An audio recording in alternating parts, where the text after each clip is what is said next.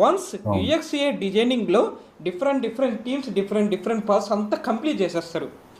Once హ్మ్. మొత్తం అయిపోయిన తర్వాత ఎగ్జాంపుల్ ముందు స్టేక్ హోల్డర్స్ నుంచి నాకు ప్రాజెక్ట్ వచ్చింది అండ్ ఫ్యూచర్ రీసెర్చ్ అయిపోయింది, ఇన్ఫర్మేషన్ ఆర్కిటెక్చర్ అయిపోయింది, మొత్తం అయిపోయింది.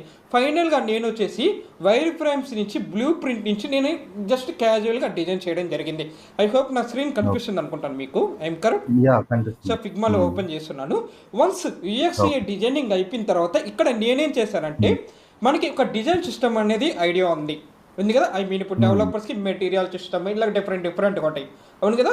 యాహ్! అవును. హ్మ్. ఎగ్జాంపుల్ హియర్ కలర్స్ ఉంది, కలర్స్ ఇదంతా కంప్లీట్లీ కలర్స్ అండ్ 60-30 10% అంటే 60% ఎక్కువగా ఈ కలర్ వాడాము, 30% 10% యాహ్! ఇది కలర్ పలెట్. ఇదంతా మనకి ఐడియా ఉంది. హ్మ్. డిజైనర్స్కి గ్రే స్కేల్స్ అండ్ ప్రైమరీస్ ఇక్కడ వచ్చేసి టింట్ హ్మ్. And shades